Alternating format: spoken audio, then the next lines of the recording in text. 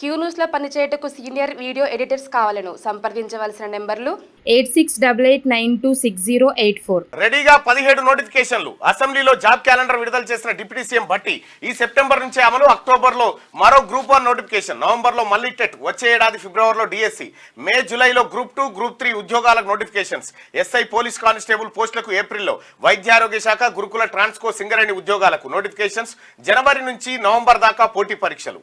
So మొత్తానికి job క్యాలెండర్ని విడుదల చేసింది తెలంగాణ రాష్ట్ర ప్రభుత్వం. ఇచ్చిన మాట ప్రకారం జాబ్ క్యాలెండర్ను నిన్న అసెంబ్లీలో పెట్టడం జరిగింది.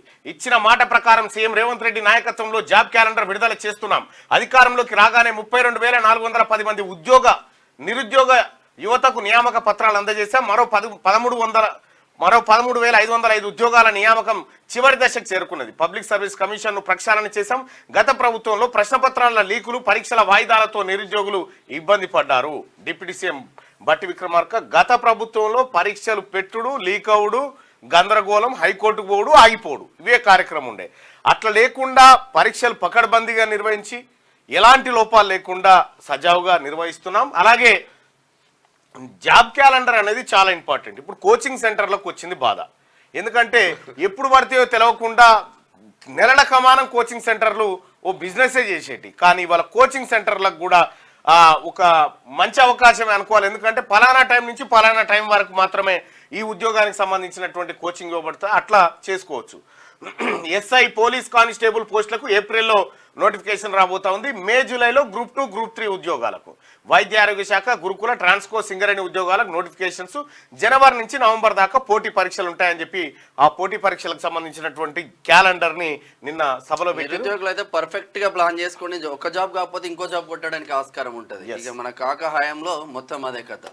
ఏటా ప్రభుత్వ ఉద్యోగాలకు సంబంధించి నోటిఫికేషన్లు రిలీజ్ చేసి పరీక్షలు నిర్వహించనున్నట్టు రాష్ట్ర ప్రభుత్వం స్పష్టం చేసింది. ఒక ప్రణాళికాబద్ధంగా నిరుద్యోగులు పోటీ పరీక్షలకు ప్రిపేర్ అయ్యేలా జాబ్ క్యాలెండర్ను ప్రకటించింది. ఈ మేరకు శుక్రవారం అసెంబ్లీలో డిప్యూటీ సీఎం బట్టి విక్రమార్క జాబ్ క్యాలెండర్ను రిలీజ్ చేశారు.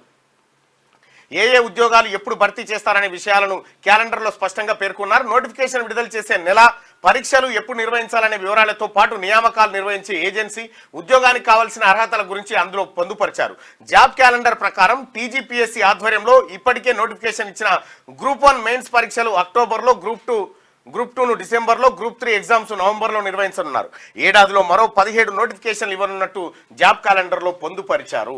కొత్తగా ఇక గ్రూప్ 1, 2, 3 నోటిఫికేషన్లు. టీజీపీఎస్సీ ఆధ్వర్యంలో గ్రూప్ 1కు ఈ ఏడాది అక్టోబర్లో నోటిఫికేషన్ ఇచ్చి వచ్చే ఏడాది ఫిబ్రవరిలో ప్రిలిమ్స్, జూలైలో మెయిన్స్ పరీక్షలు నిర్వహించనున్నారు. గ్రూప్ 2కు వచ్చే ఏడాది మే నెలలో నోటిఫికేషన్ ఇచ్చి అక్టోబర్లో ఎగ్జామ్స్ పెట్టనున్నారు. గ్రూప్ 3కి ప్రతి ఏటా జూలైలో నోటిఫికేషన్ ఇచ్చి నవంబర్లో ఎగ్జామ్స్ నిర్వహించనున్నారు. ఇది జాబ్ క్యాలెండర్కి సంబంధించినటువంటి ప్రధానమైనటువంటి వార్త. ఇక కాంగ్రెస్ పార్టీ ఎన్నికల మేనిఫెస్టోలో ఇచ్చింది ఏది అమలు ఇవాళ మహిళలకు ఇచ్చినటువంటి అమలు చేస్తూ ఉంది, రైతులకు ఇచ్చినటువంటిది అమలు చేస్తూ ఉంది, ఉద్యోగస్తులకు ఇచ్చిన అంశాలు అమలు చేస్తూ ఉంది. ఇప్పుడు తాజాగా నిరుద్యోగులకు ఇచ్చినటువంటి హామీలను కూడా అమలు చేస్తూ ఉంది కాంగ్రెస్ పార్టీ ప్రభుత్వం. క్యూ న్యూస్లో పనిచేయటకు సీనియర్ వీడియో ఎడిటర్స్ కావాలను సంప్రదించవలసిన నెంబర్లు 8688926084.